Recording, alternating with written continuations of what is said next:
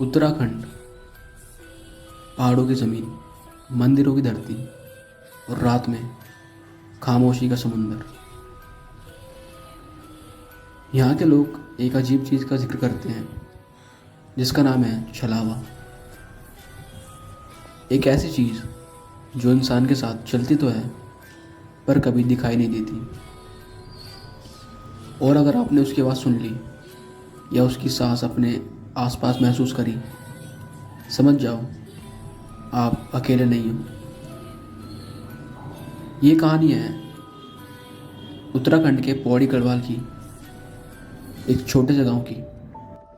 रोहित एक 24 साल का लड़का जो कि अपनी नानी से मिलने के लिए उत्तराखंड के गांव में आया हुआ था। पहाड़ों की ठंडी हवा, धूप से चमकती घास, सब कुछ शांत लग रहा था। लेकिन रात, उस गांव की रात बिल्कुल अलग होती है। नानी ने पहले ही दिन उसे एक चीज़ बोली, बेटा यहाँ रात को पीछे मुड़कर नहीं देखना। रोहित उनकी बात सुनकर हंसता है, पर नानी के चेहरे पर बिल्कुल भी हंसी नहीं थी। उनका चेहरा एकदम सीरियस था। रात का टाइम 9:45 बज चुके थे। गांव की बिजली जा चुकी थी, जैसे पहाड़ों में अक्सर होता है।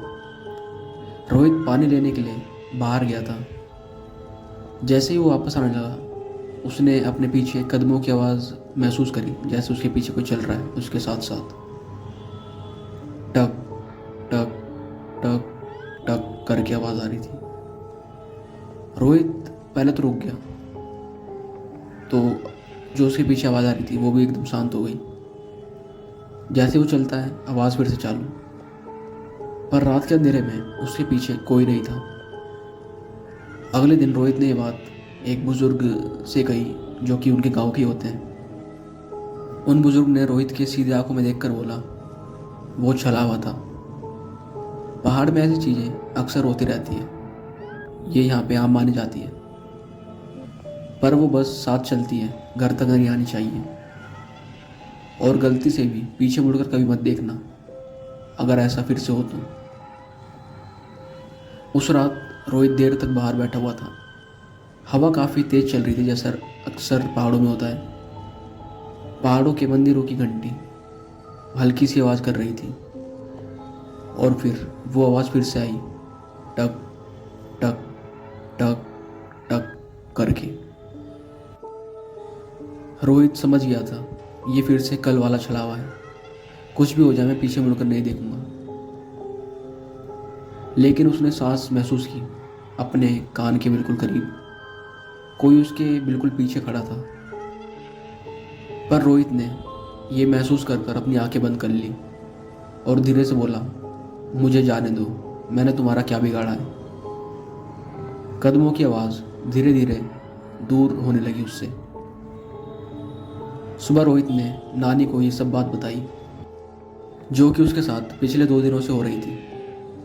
नानी ने सुनकर उसके सर पर हाथ रखा और कहा, वो छलावा होता है, वो इंसान का साया नहीं बल्कि पहाड़ों का साया होता है। मैंने पहले दिन ही तुम्हें चेतावनी दी थी, अगर कोई पीछे से बुलाए या फिर तुम्हें अपने पीछे से कुछ आवाज़ आए तो पीछे मत देखना। रोहित ने उस दिन समझा कि हर चीज़ जो साथ चलती है वो दुश्मन नहीं होती, लेकिन उसे कभी पुकारना नहीं चाहिए, ना पीछे देखना चाहिए। आज भी लोग कहते हैं पहाड़ों में रात के बाद जब हवा रुक जाए और जंगल खामोश हो जाए, तो अगर तुम्हें कदमों की आवाज़ आए अपने पीछे से या फिर आसपास से, तो डरना मत, बस पीछे मत मुड़ना।